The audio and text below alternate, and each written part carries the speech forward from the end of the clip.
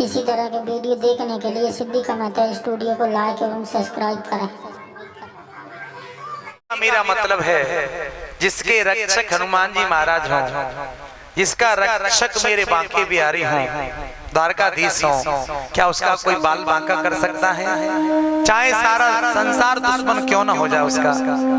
तो आज तान दुपट्टा पांचों पांडव आराम से सो रहे, आराम से, पर आज रात्रि में मेरे कन्हैया को नींद नहीं आती, नींद नहीं आती। आज रात्रि के 12 बजे ये बच्चों को रोको भैया। आज रात्रि मेरे कन्हैया को नींद नहीं आती।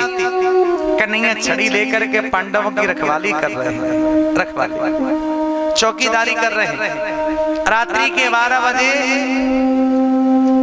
कन्हैया अर्जुन की नींद खुली। जैसे अर्जुन की नींद खुली, अर्जुन ने भगवान को देखा, पूछा प्रभु कन्हैया द्वारकाधीश आप सोई नहीं, आपको नींद नहीं आई? भगवान ने कहा अर्जुन आपको नींद आ रही है क्या?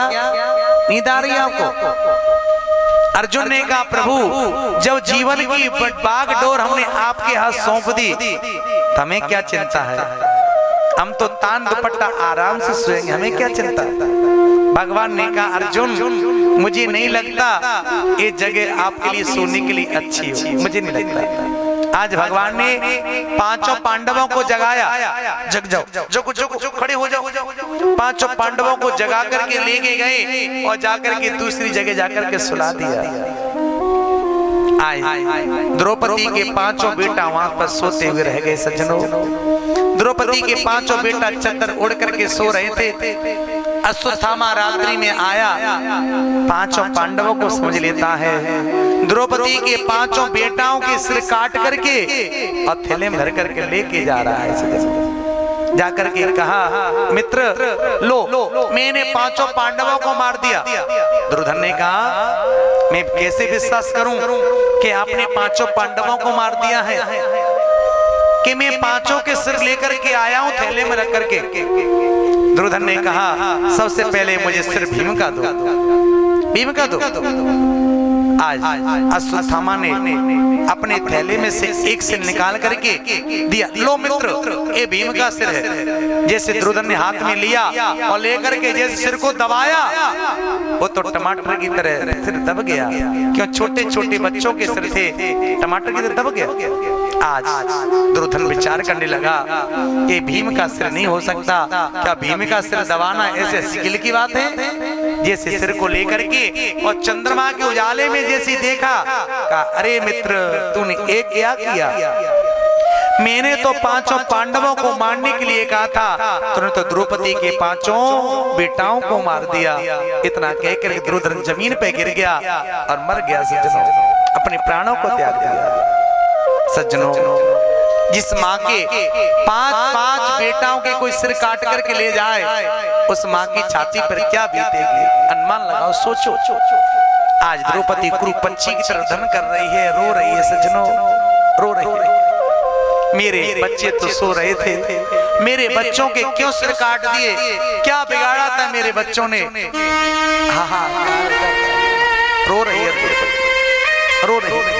लोग समझा रहे हैं बेटी चुप हो जाओ, चुप हो जाओ। द्रौपदी कहती है अरे मैं आप लोगों से पूछना चाहती हूँ, मेरे बच्चों ने ऐसी क्या गलती करी थी? छोटे छोटे बच्चे थे, मेरे सो रहे थे, मेरे बच्चों के क्यों सिर काट दिए? कुरु पंछी की तरह धन कर रही है द्रौपदी।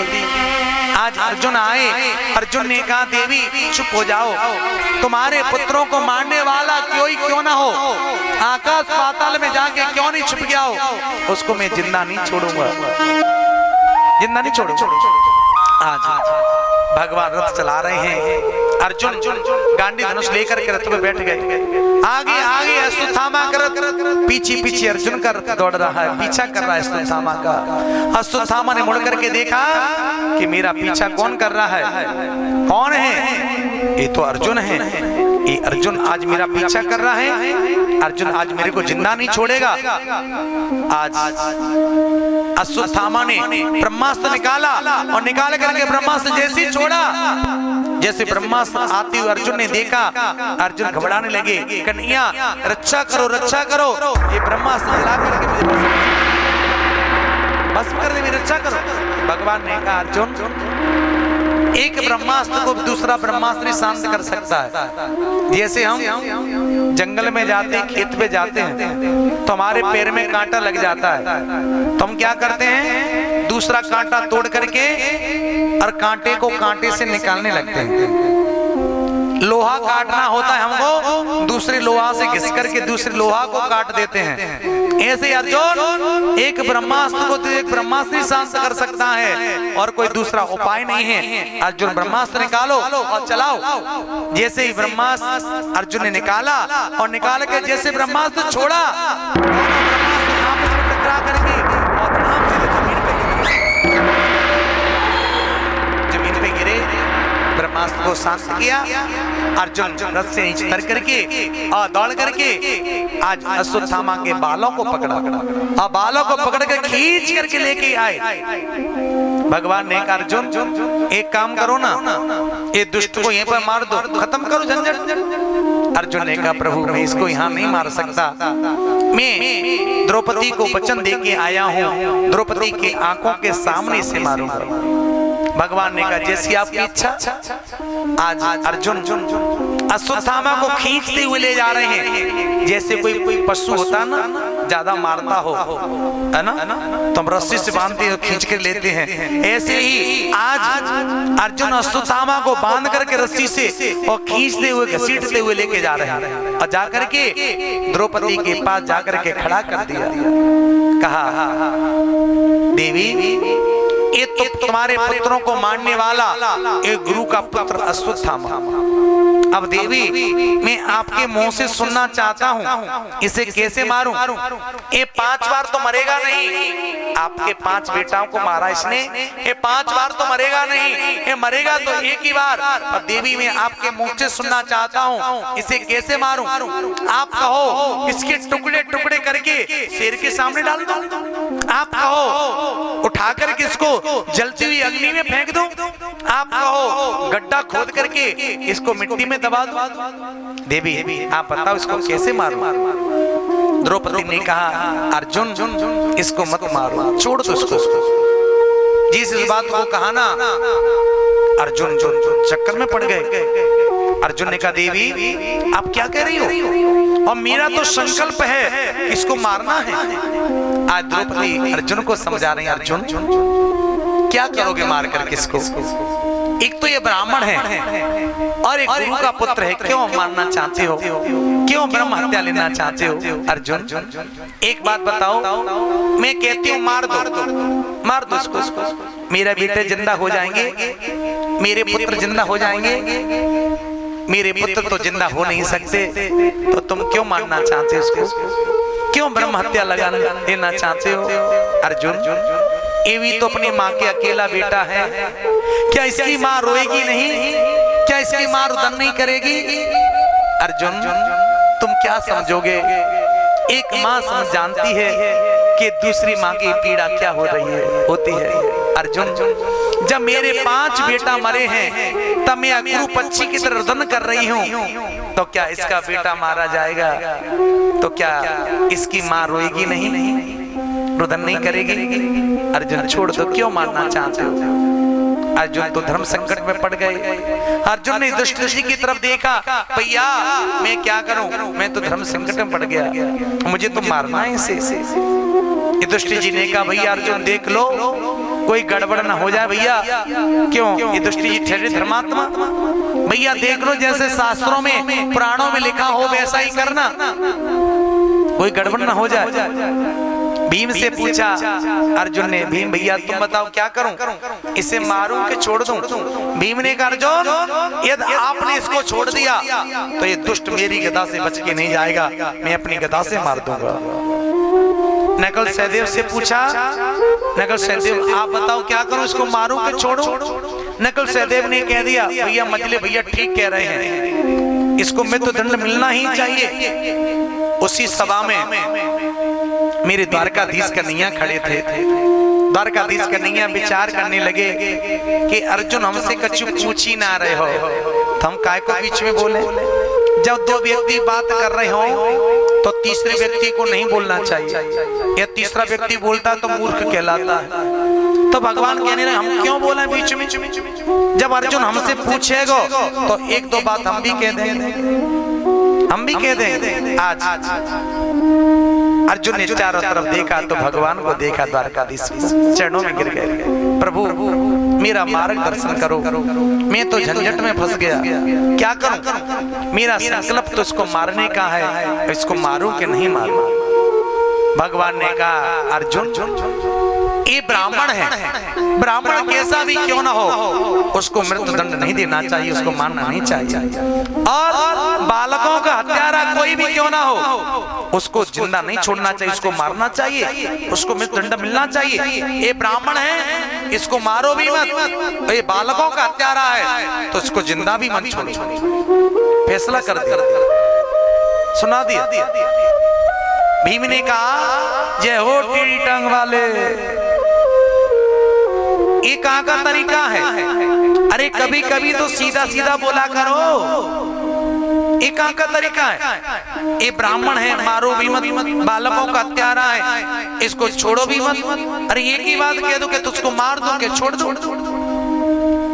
आज भगवान ने कहा भीम दादा ज्यादा खाने पे जोर मत दिया करो, कभी कभी दिमाग से भी सोच लिया करो, विचार कर लिया करो। जिस अर्जुन ने भरे युद्ध के समय मेरे से गीता सुन ली हो उसको ज्यादा समझाने की जरूरत नहीं है, ज्यादा समझाने की जरूरत नहीं है। आज अर्जुन समझ गए।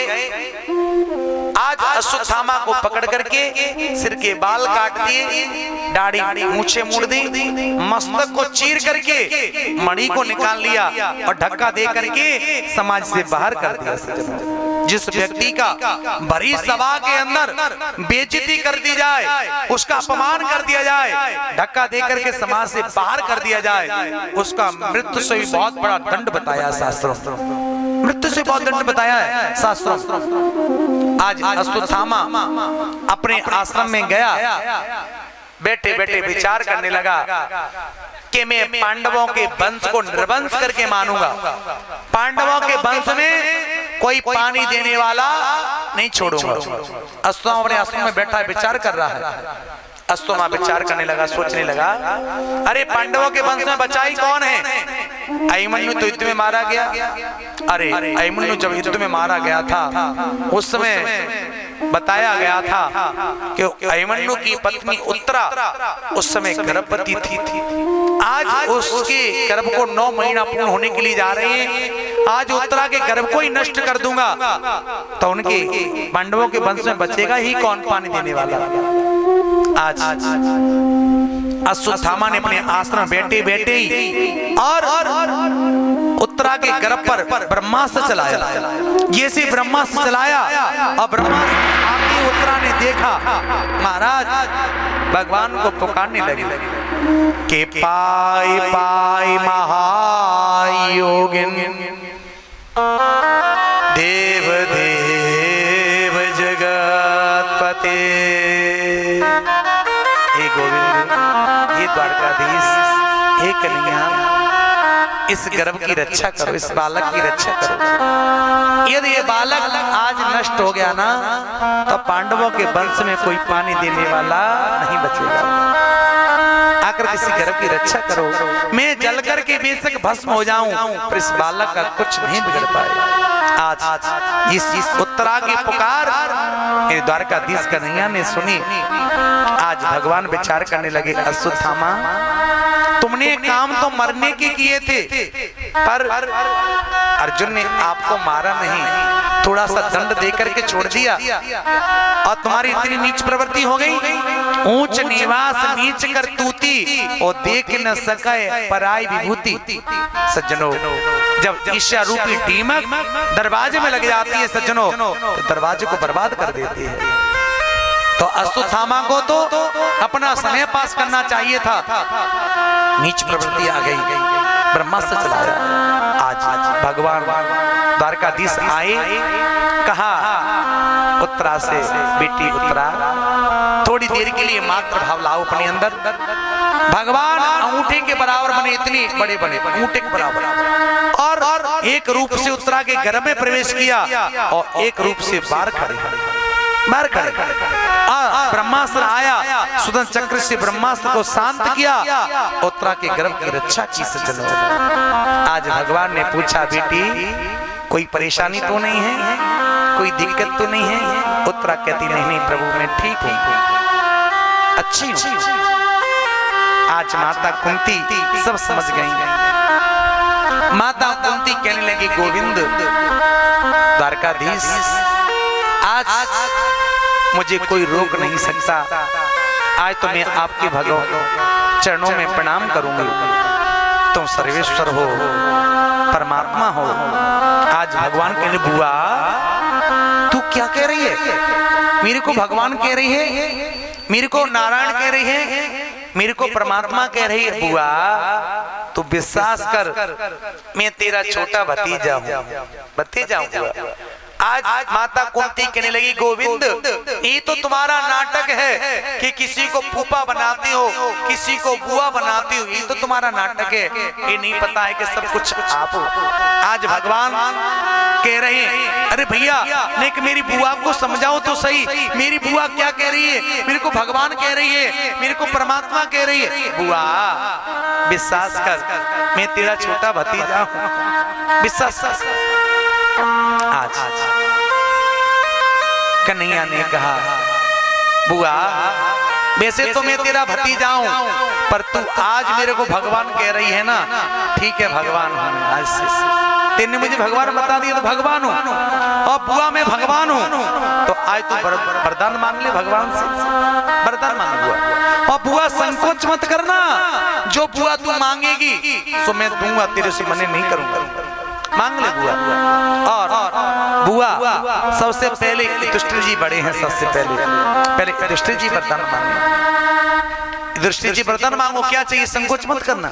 युधिष्ठिर जी ने कहा, हाथ जोड़ के प्रभु मैं क्या मांगू, मेरे को सब कुछ मिला है, देना चाहते तो एक वरदान दे दो।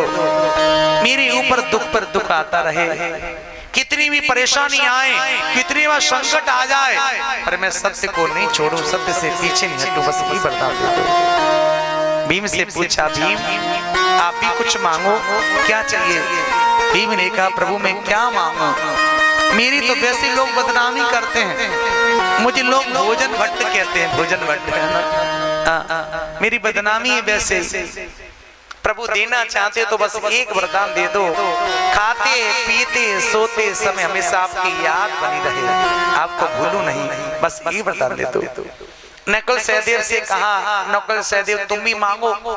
नकुल सहदेव ने मांगा, भगवान उनको भी दिया। अर्जुन से कहा, अर्जुन आप मांगो।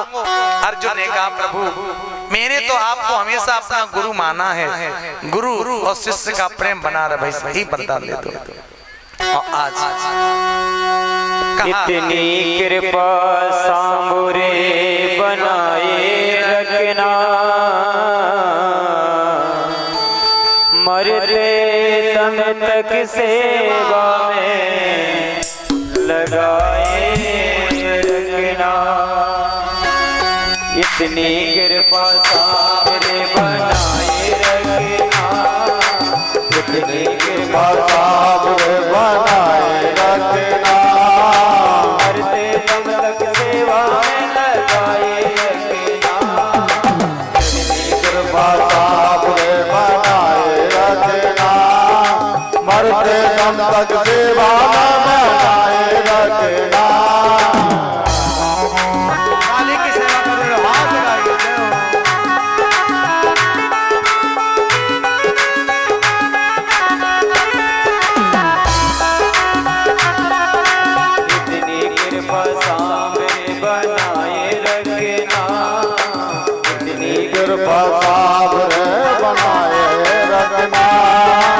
मरते दम तक सेवा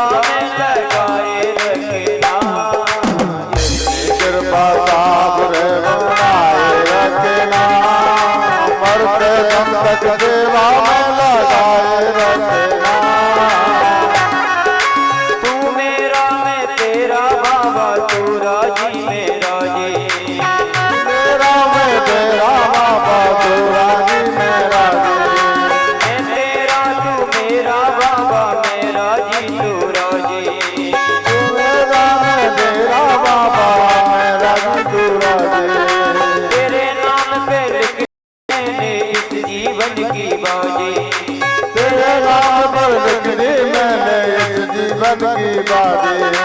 लाज तुम्हारे हाथ है बचाए रखना, लाज तुम्हारे हाथ है बचाए रखना। मरते दम तक सेवा में लगाए रखना, सेवा सामने बनाए रखना। मरते दम तक सेवा में लगाए रखना। मालिक की सेवा करके प्रेम से गाइएगा।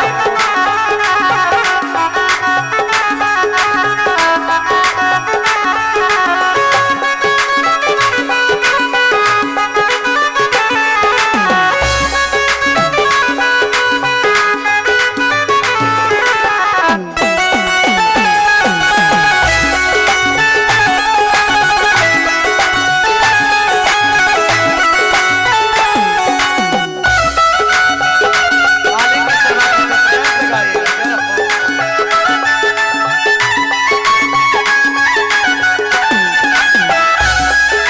हाथ जोड़ कर करूं प्रार्थना, भूल कभी मत जाना।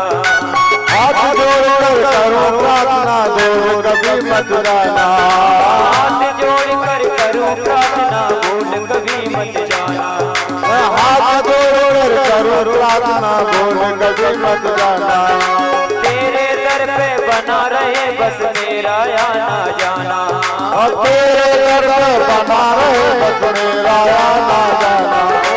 तेरे दर पे बना रहे बस मेरा आना जाना, और तेरे दर पे बना रहे बस मेरा आना जाना। दिन पे दिन ये सिलसिला बढ़ाए रखना, दिन पे दिन ये सिलसिला बनाए रखना। मरते दम तक सेवा में लगाए रखना, सेवा साहब बनाए रखना। मरते दम तक सेवा में लगाए रखना। मालिक का प्रेम से गाइएगा।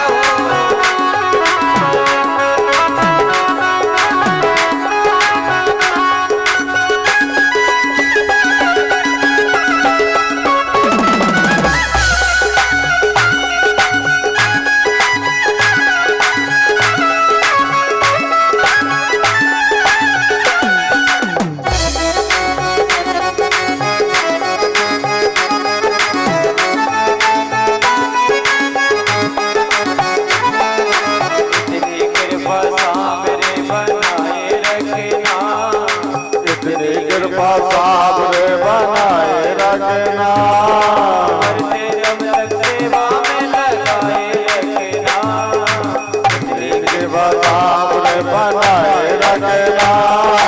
मरते दम तक सेवा में लगाए रखना, इतनी कृपा सामने बनाए रखना। मरते दम तक सेवा में लगाए रखना, मरते दम तक सेवा में लगाए रखना। मरते दम तक सेवा में लगाए रखना, मरते दम तक सेवा में लगाए रखना।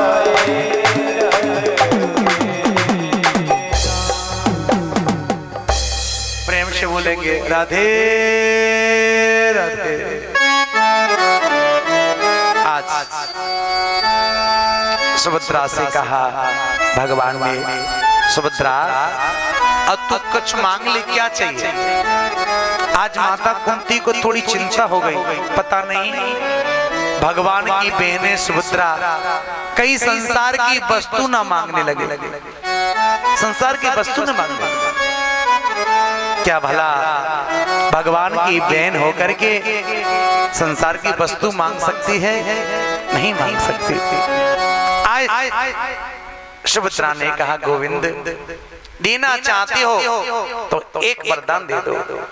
आपके चरण है ना एक प्रकार की पिंजरा है, और मेरा मन आपके पिंजरे में फंस जाए, कभी निकल नहीं पाए। कंठा गुरगुरायते, मरते समय आज सुभद्रा कह रही है भगवान से, प्रभु मरते समय कंठ अवरुद्ध हो जाता है ना, राम राम नहीं निकलता मुंह से। उस समय कौन निकलता है याद? कौन याद आता है? परिवार याद आता है। मेरा बड़ो बेटा कहाँ है, मेरी बड़ी बहू कहाँ है, नाती कहाँ है ना, राम राम याद नहीं। कंठा गुरगुरायते, कंठ रुक जाता है, घर घर करने लगता है। तो आज सुभद्रा कह रही है प्रभु मेरे आपके चरण एक प्रकार की पिंजरा है और मेरा राजहंस मन आपके पिंजरे में जाकर के फंस जाए और कभी निकल नहीं पाए, बस ये प्रदान दे दो। द्रौपदी से कहा, द्रौपदी आप भी कुछ मांगो। द्रौपदी ने कहा, प्रभु आपने मेरे को सखी कहा है, मैंने आपको सखा कहा है, बस सखी सखा का प्रेम बना रहे, बस यही प्रदान दे दो और कुछ नहीं चाहिए। किसी ने कुछ मांगा, किसी ने कुछ मांगा, भगवान ने सबको दिया। आज भगवान ने कहा बुआ अब तेरी बारी है बुआ, मांग ले बुआ और संकोच मत करना बुआ, जो मांगेगी आज मैं आपको दूंगा, मांग ले बुआ। आज माता कुंती ने अपने साड़ी के पल्लू को आगे किया और इतना कमाल का मांगा सज्जन, इतना कमाल का मांगा। आज माता कुंती ने कहा गोविंद देना चाहते हो तो बस एक वरदान दे दो, एक वरदान। मेरे ऊपर दुख पर दुख आता रहे है ना, एक दुख दूर हो दूसरा दुख आ जाए, मेरे ऊपर दुख का पहाड़ टूट जाए। आज भगवान ने कहा बुआ क्या दुख झेलते झेलते तुम्हारा पेट नहीं भरा और थोड़ा सा तुम्हें सुख मिला तो आप फिर दुख मांगने लगी, फिर दुख मांगने लगी। आज माता कुंती ने कहा गोविंद उस सुख को लेकर के मैं क्या करूंगी जो आपको भुला दे, कन्हैया को भुला दे। गोविंद जब जब मेरे ऊपर दुख आया, जब जब मेरे ऊपर संकट आया, जब जब मेरे ऊपर परेशानी आई और जब जब मैंने आपको पुकारा और आपने आकर के मेरी रक्षा की गोविंद, और सुख को लेकर के मैं क्या करूंगी जो आपको भुला दे, आपको बोला। आज कन्हैया ने कहा बुआ मैं आपको दुख नहीं दे सकता, दुख नहीं दे सकता। आज माता कुंती ने कहा ठीक है कन्हैया दुख मत दो, एक काम करो जो स्नेह की डोरी है ना, स्नेह की डोरी को तोड़ दो। ये मकान मेरा, परिवार मेरा, बच्चा मेरा है ना, ये धन मेरा, स्नेह को तोड़ दो। आज माता कुंती भगवान के प्रति अपनत्व का भाव है, अपनत्व का भाव। आज ये दुष्ट जी रात्रि में बैठे बैठे रो रहे थे, कमरे में बैठे बैठे दुष्ट जी रो रहे थे। आज रात में जैसे रोने की आवाज कन्हैया के कानों में गई तो आज कन्हैया गए और जाकर के दुष्ट जी का दरवाजा बजाया। दुष्ट जी ने दरवाजा खोला।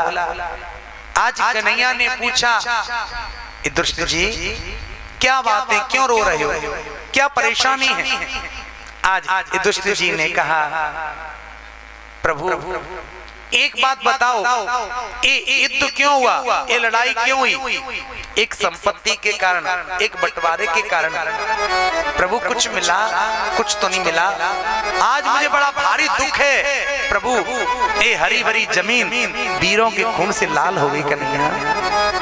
कितने बालक बिना पिता के रह गए, कितने माताओं का सुहाग उजड़ गया। आज मुझे बड़ा भारी दुख है कन्हैया, बड़ा दुख है। कुछ मिला, कुछ तो नहीं मिला। आज दुष्ट जी को रात्रि भर समझाया भगवान ने, रात्रि भर बैठ करके, और जो गीता का उपदेश भगवान ने अर्जुन को दिया था वही गीता का उपदेश आज दुष्ट जी को दे रहे हैं। दुष्ट जी पर अर्जुन की समझ में सारी गीता आ गई थी, दुष्ट जी की समझ में क्यों नहीं आई भाई? क्या अर्जुन को गीता सुनाई तो वो दूसरी गीता थी क्या? युधिष्ठिर सुना रहे वो दूसरी गीता होगी? नहीं, एक ही गीता थी। तो सुनाने वाला कोई दूसरा होगा? नहीं, वही कन्हैया थे, भगवान थे। पर अर्जुन की समझ में सारी गीता आ गई, युधिष्ठिर समझ में क्यों नहीं आई भाई? इसलिए नहीं आई कि युधिष्ठिर जी भगवान को भगवान मानते ही नहीं थे, बालक मानते थे। तो बालक जब तक हमारे अंदर गुरु भाव प्रकट नहीं होगा, जब तक हमारे अंदर श्रद्धा नहीं जमेगी, तो सामने की वाली बताई हुई बात हमारी समझ में आ नहीं सकती। युधिष्ठिर जो बालक नहीं, तो बालक ऐसे ही बोल रहा है ना। आज भगवान विचार करने लगे, ऐसे युधिष्ठिर जी की समझ में नहीं आएगी। इनको तो भीष्म पितामह के द्वारा इनको समझाया जाए, उपदेश करवाया जाए, तो इनकी समझ में आ सकती है, अन्यथा नहीं आ सकती। आज मेरे द्वारकाधीश कन्हैया पांचों पांडवों को, द्रौपदी को लेकर के जा रहे हैं भीष्म पितामह के पास। और भीष्म पितामह 54 दिन से बाणों की सैया पर पड़े हैं सज्जनों, 54 दिन से, और एक एक बूंद करके भीष्म पितामह के शरीर का खून निकल चुका है सज्जनों। जैसे सामने से द्वारकाधीश कन्हैया को और पांचों पांडव द्रौपदी को आते हुए देखा, आज भीष्म पितामह विचार करने लगे कि अंत समय आज द्वारकाधीश कन्हैया मेरे को दर्शन देने के लिए आ रहे हैं। अब भीष्म पितामह हाथ जोड़ करके भगवान का स्वागत तो कर नहीं सकते, प्रणाम कर नहीं सकते, क्यों? हाथों में बाण लगे हैं। जैसे भगवान पास में आए तो भीष्म पितामह ने मन ही मन में प्रणाम किया। पांचों पांडवों ने, द्रौपदी ने, कुंती ने भीष्म पितामह को प्रणाम किया। सज्जनों प्रणाम किया। आज द्वारकाधीश कन्हैया ने कहा, पितामह आज पांचों पांडव आए हैं, द्रौपदी आई हैं, और युधिष्ठिर जी राजा बन गए हैं, युद्ध में इनको विजय मिल गई है, ये राजा बन गए युधिष्ठिर जी। एक काम करो, ये पांचों पांडवों को अपने जीवन का लंबा अनुभव पांडवों को उपदेश करो, इनको समझाओ। भीष्म पितामह ने कहा, गोविंद क्या कह रहे हो? मैं आपके सामने ये पांडवों को उपदेश करूं? मेरे बस की नहीं है उपदेश करना, मैं नहीं कर सकता। नहीं नहीं पितामह, आपको उपदेश करना पड़ेगा। जब भीष्म पितामह ने कहा, प्रभु जब आप कह रहे हैं ना, तो आपकी बात को मैं टाल भी नहीं सकता, क्यों? आपकी बात तो मुझे रखनी पड़ेगी। आज भीष्म पितामह ने पांचों पांडवों को देखा, द्रौपदी कुंती को देखा, और मेरी कन्हैया को निहारा, और आज पांचों पांडवों को उपदेश करने लगे। सज्जनों उपदेश कि दान धर्मान राज धर्मान मोक्ष धर्मान विभाग सह। कहा आपको युद्ध में विजय मिली, अच्छी बात है। युधिष्ठिर जी आजा बन गए, बहुत खुशी की बात है। देखो भीष्म पितामह पांडवों से कह रहे हैं कि आप ग्रस्त हैं, और ग्रस्तों को कभी आलसी नहीं होना चाहिए। ग्रस्तों को हमेशा मेहनत करनी चाहिए, परिश्रम करना चाहिए, है ना, और मेहनत करके पैसा कमाना चाहिए। कितन पवित्र सेवा किए, धन पवित्र करिदान, मन पवित्र हरि भजन सो होत्र त्रिविधि कल्याण। हमें मेहनत करनी चाहिए, और मेहनत करके फिर पैसा कमाना चाहिए, और पैसा कमा करके उसमें से 10वां अंश दान करना चाहिए। यदि हम पैसा कमाते जाएं, बैंक में जमा करते जाएं, कभी एक पैसा हम दान नहीं करें, तो हमारा पैसा किसी गंदे रास्ते पे खर्च हो जाएगा। कहो ऐसे शरीर में कोई बीमारी लग जाएगी, लाख रुपए डॉक्टर हाल ले लेंगे। कहो कोई ऐसा केस मुकदमा लग जाएगा, है ना, लाख रुपए पुलिस ले जाएगी, लाख रुपए वकील ले लेंगे। ये हमने दान नहीं किया, तो भगवान जितना दे उसमें थोड़ा दान करना चाहिए, कि हमारा धन, हमारा पैसा पवित्र होता है दान करने से, और हमारा मन पवित्र होता है भगवान का कीर्तन करने से, भगवान का भजन करने से हमारा मन पवित्र होता है। हमारे हाथ पवित्र होते हैं, कथाओं में ताली बजाने से, भगवान के कीर्तन बजाने हमारे हाथ पवित्र होते हैं, और ये शरीर पवित्र होता है महापुरुषों की सेवा करने से। और भीष्म पितामह पांडवों को समझा रहे हैं। और बेटा दूसरी बात तुमसे कहना चाहता हूं, भीष्म पितामह कह रहे पांडवों से कि तुम राजा हो और राजा का कर्तव्य होता है चाहे प्राणों की बलि क्यों नहीं लगानी पड़े, प्रजा की रक्षा करना। प्राणों की बलि क्यों नहीं लगानी पड़े, प्रजा की रक्षा करना। और बेटा आंखों के सामने देखना महापाप होता है। ये से महापाप की बात आई तो द्रौपदी खिल खिल खिल खिल खिल कर हंस पड़ी। जैसे हंसी द्रौपदी, भीष्म पितामह ने कहा बेटी मैं तो धर्म का उपदेश कर रहा था और आपको बीच में हंसी कैसे आ गई। द्रौपदी ने हाथ जोड़ के कहा नहीं नहीं पितामह ऐसे हंसी आ गई।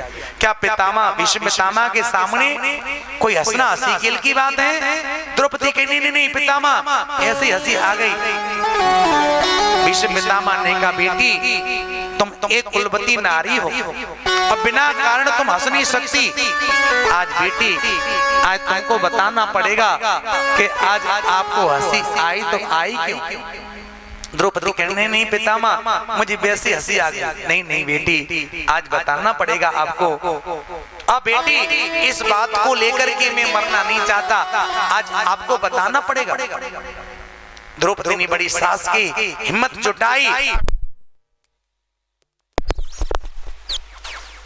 कहा पितामह आज बड़ा धर्म का उपदेश कर रहे हो, कह रहे आंखों के सामने पाप होना महापाप होता है। पितामह मैं आज आपसे पूछना चाहती हूँ कि आपने वो गलती क्यों की, आपने वो महापाप क्यों किया कि भरी सभा के अंदर दुष्ट दुशासन मेरी साड़ी को खींच रहा था और मुझे नमस्त करना चाहता था, वो कहाँ का धर्म था।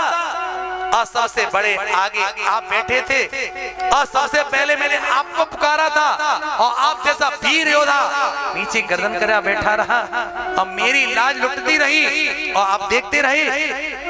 पितामह आप बोलने की तो बहुत बड़ी बात थी, आप जरा सी उंगली ऊपर कर देते तो दुष्ट दुशासन के अंदर ताकत नहीं थी कि मेरी साड़ी को खींचना तो बहुत बड़ी बात थी कि मेरी साड़ी को छू भी नहीं सकता, स्पर्श नहीं कर सकता था। इस बात को जैसे भीष्म पितामह ने सुना कहा बेटी आज वही अभागा भीष्म पितामह तुम्हारे आंखों के सामने बाणों की